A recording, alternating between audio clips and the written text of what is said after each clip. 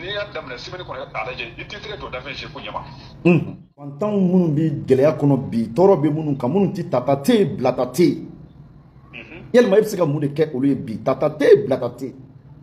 Bon n bɛna min fɔ sisan bɛɛ b'a dɔn foroko fana kan i b'a dɔn kɔni. N b'a dɔn kojugu.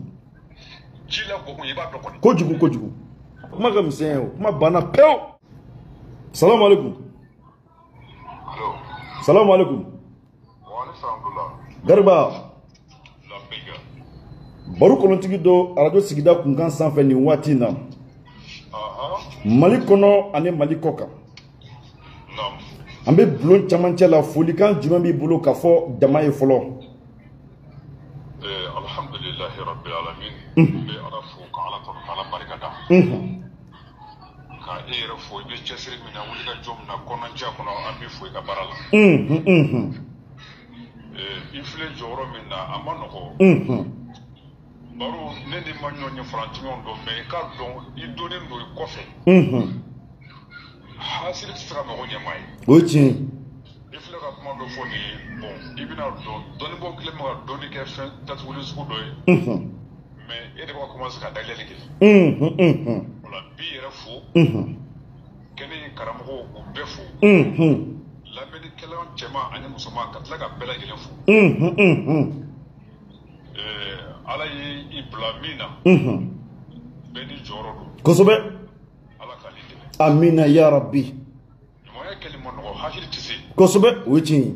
A ye bi jɔyɔrɔ min na vraiment n bɛ fo. Mɔgɔ fana minnu bɛ ka dɔnni di ko diɲɛ ka dilan Mali ka dilan. Malidenw mago dilan. Yɔrɔ jan ni yɔrɔ sɔrɔ vraiment an b'u bɛɛ fo. Alahu akibaru. O de la i bɛna ye baro. Ɲɔ jara bi bɔ. Sanu bɛ ten. Wari bɛ ten. Baara bɛ ten. Mais dɔnni jara ye jumɛn ye? Alahu akibaru o fɔ an ɲɛna o jumɛn? Fɛn minnu bɛ yen ni se ti mɔgɔ min ye ka min dilan nka degun b'a kan ka o fɔ a y'a sigiyɔrɔ la. Alahu akibaru. Nafa n'a ye quoi. Siga foyi t'a la Ala ko a ye mɔgɔw dɛmɛ n b'aw dɛmɛ a ye hinɛ mɔgɔ la n bɛ hinɛ aw la wa a ye yafa tɔnni kɛ dɔw filɛ ka aw tɔɲɔ mais a ye yafa o ma ka se tɔ ye. Alahu akibaru. Mɔgɔ min bɛ ten Ala t'i labila a tigɛ fiyewu. N bɛ karamɔgɔ ninnu m'u bɛɛ fo. A diyara bɛɛ lajɛlen Garba. Lamɛnnikɛla cɛman ni musoman n bɛ bɛɛ fo. A diyara bɛɛ lajɛlen bɛɛ foli minɛ. Ala fɛ Mali Ala ka lafiya Ala ka malidenw bɛɛ. Min ami ami ami ami. Mali Ala ka kɔlɔsi. Min ami ami ami ami. Min ko n b'a ɲɛ min ko n b'a ɲɛ da kuma la Ala de bi a dɔn min ta ye tiɲɛ nka tiɲɛtigiw Ala ka an n'olu dɛmɛ. Mina ya rabbi amina ya rabbi. Ala ka Mali jan bɛɛ. Ami ami ami ami Garba. Ala ka kiti ni ka tanga. Min ami ami ami ami. Ala ka arajo ye Ala ka barika dɔ la. Min ami ami ami ami. Surtout Kulibali ta don. O y'an ka ta ye dɛ o ye na kelen ala. O y'an ta ye. O don a tɛ tɛmɛ o kɔ. Ayiwa Garba ɲininkali dɔw bɛ n bolo ka tɛnkun i la an bɛ don min na i b'a fɔ bi. Sabula i ye karamɔgɔ ye min mana bɛna fara bi kɛnɛ kan diɲɛ bɛɛ ɲɛna. An bɛ waati min kɔnɔna na n bɛ fɛ ka fɛn damadɔ dɔn i yɛrɛ la fɔlɔ. Parce que dɔnni kɔnɔna bi na diɲɛ bɛ yɔrɔ min na bi a ma nɔgɔn. Surtout maanifin dɛmɛli a kɛra baara ye bi. I bɛna fɛn min bɔ i kun ni kan cɛ i bɛ se ka sɔrɔ cogo dɔɔni fɔ a la i yɛrɛ ye dɔɔni bɔ min wa i bɛ se ka sɔrɔ cogo dɔɔni dɔrɔn fɔ an ɲɛna a la wa yanni an ka don bulon kɔnɔ wa. Alhamdulilahi rabbil alamin. Baro ala kira ko a ma sallallahu alaihi wasallam ko nkalontigɛla n'i ye yɔrɔ yɔrɔ hɔrɔn tɛ nkalon tigɛ. Ko silamɛ tɛ sɔn ka nkalon dɔn ka tigɛ sabu nkalon ka jugu ni hali jinɛya ye. Allahu akibar o ye tiɲɛ ye. Wallahi danaya ye kelen dɔrɔn n'ale tiɲɛna fɛn bɛɛ bɛ se ka réparer. N'a tiɲɛna a tɛ dilan. Wallahi danaya ye kelen ale tɛ réparer. Wala an karamɔgɔ k'a ma ko a ye janto a yɛrɛ la. A kana nata kana nkalon tigɛ. Ala ka dɛmɛ bi. Amina ya rabbi o ye tiɲɛ. Wala ne bɛ min fɔ ne dɔnbaaw kulo bɛ ne mankan na Garba Kulibali mankan don. Ka bɔ sanfɛ kulu sanfɛ. N tɛ maa dogolen Mali kɔnɔ ani kɔ kan. Kosɛbɛ Allahu akibar. Ne bɛ kuma ne tɛ na taa Ala ka danfɛn dɔ la. Nka in tɛ komi yanni faduli man ta la heli baqi Ala ta ti ban tali bɛ dɔ fara kan.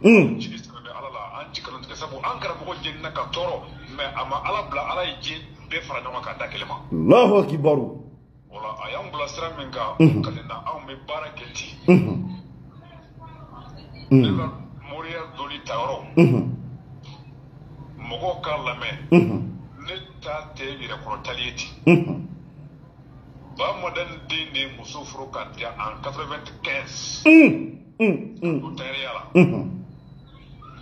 2003 a ko nin sera ban ye ala ye dabɔ fɛn min kama o ye mɔgɔw dɛmɛli ye quoi Allahu akbar waati sera 2003 ni sɔn ala sɔnna ne ye o bila a ye sigi ka fɛn min de an bɛ o de kan ala sɔnna diɲɛ dɔ ten Allahu akbar danaya ye kelen de wallahi ba madani de ne ba ya kɛ 91 fo bi depuis karata gwa bi depuis karata gwa bi sita ma jɔ fɔlɔ Allahu akbar tete marata kan a ka sɔrɔ ka danaya sira kan a ye min di ala sɔnna ne b'o sira kan n ko n ti tiɲɛni kɛ quoi wari nɔfɛ n t'o kɛ ayiwa Garba Kulibali n bɛ don kɛnɛ kɔnɔ dɔɔni sabula an bɛ tile min na bi an mago bɛ fɛn min na bi an mago bɛ fɛn min na an preselen bɛ fɛn min kɔrɔ bi émission yɛrɛ sigilen bɛ fɛn min kan n'o ye ka maaninfinw dɛmɛ sugu ka ca diɲɛ kɔnɔ bi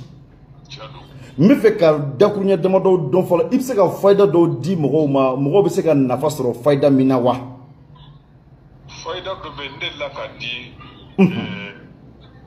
a taara ne tila diɲɛ bɔra kalama a ma dogo fiyewu mɔgɔ min wula a bɛ taa maa 180 na Allahu akbar a kɛra seliba ɲɛkɔrɔ n y'a dabɔ ala ko kuranɛ kɔnɔ ala kɛra ma sallallahu alaihi wasallam ma arsalnaka illa rahmatan lil alamin a ko Muhamadu kɛraw bɛɛ kɔfɛ i kɛra dafa ye quoi ko nka i ka dɔn ne ye ci kana dafali kɛ wa ka e kɛ hinɛbaga ye danfɛn bɛɛ la i ka jiri kɛra hinɛ danfɛn bɛɛ ma bɛn hali dantanfɛnw i ka hinɛ bɛɛ la o la ne ye a dabɔ kama seliba ɲɛkɔrɔ i b'a sɔrɔ mɔgɔ caman bɛ degun sagako ni finiko la ani sunkalo ɲɛkɔrɔ i b'a sɔrɔ depuis ni sunkalo tile 20 sɔrɔ mɔgɔ bɛ ɲinɛ sunkalo kɔ ka ɲɛsin seli musaka ma kosɛbɛ siɲɛ damadɔ diɲɛ b'a kalama ne bɛ fayida in di n bɛna segin a kan n bɛna f'i ɲɛna komi n y'a f'i ye dɔnni jaga o de ye ɲumanya ye kosɛbɛ bɛɛ b'a dɔn foloko falaka i b'a dɔn kɔni n b'a dɔn kojugu ji la gɔkun i b'a dɔn kɔni kojugu foloko falaka kuru 4 ji la gɔkun kuru 3 o tɛ 7 ye o ye 7 ye dɔgɔkun ye tile 7 ye n'i kɛra maa sugu sugu hali ni san 1000 malo i bangena 7 kɔnɔ ka fatu 7 kɔnɔ i tɛ tɛmɛ o kan o ye tiɲɛ ye kalo bɛna dɔgɔkun de kɔnɔ san bɛna kalo de kɔnɔ a bɛ dan yen quoi wa adamaden ka hɛrɛ ni su tɛ tile don 7 mabolo 7 ka 7 14 to yan kosɛbɛ o ye 14 hɛrɛ b'i bo ye tɔɔrɔ bɛ na yen quoi wa ala bi i ka tɔɔrɔ kɔjɔ la ka na ni hɛrɛ ye quoi Allahu akbar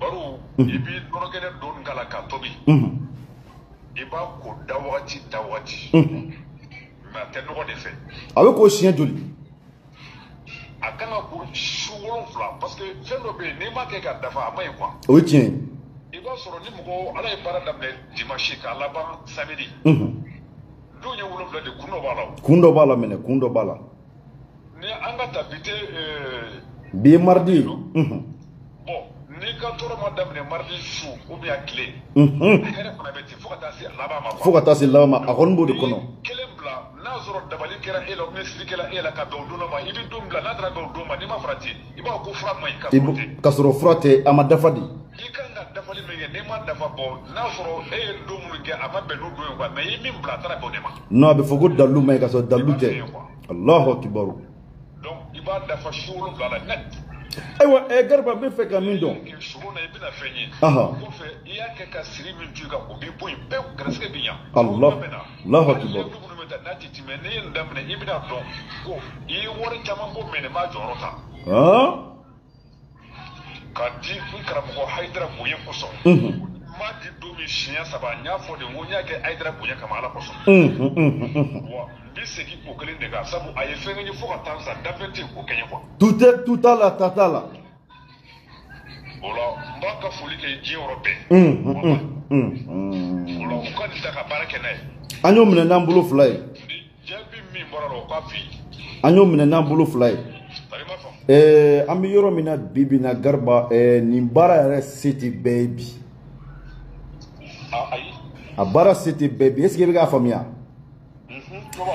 Mago tun bɛ fantanw minnu bɛ gɛlɛya kɔnɔ bi tɔɔrɔ bɛ minnu kan minnu tɛ tata tɛ yen bilata tɛ yen. Yalima e bɛ se ka mun de kɛ olu ye bi tata tɛ yen bilata tɛ yen. Bon n bɛna min fɔ sisan. I bɛna ye ala ko de kɔdi dɔ de bɛ yen si ka wurudi tɛ quoi. N bɛna fɛn dɔ f'u ɲɛna. O ka ta ala yɛrɛ bi i garanti sisan.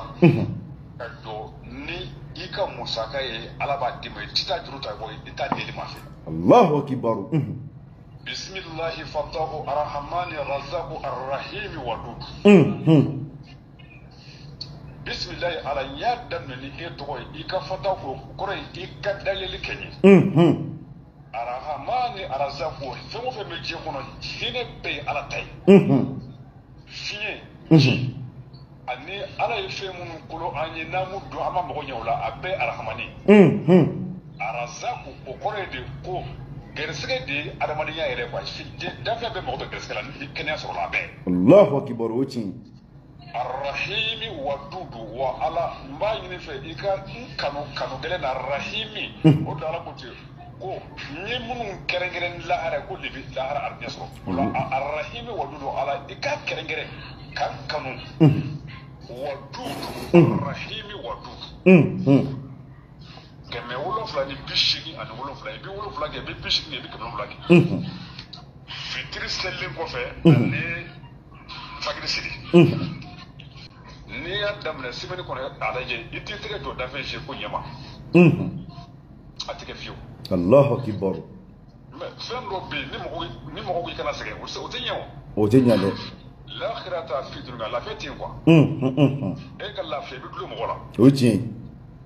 Voilà donc n bɛ nin di. Ayiwa nin dili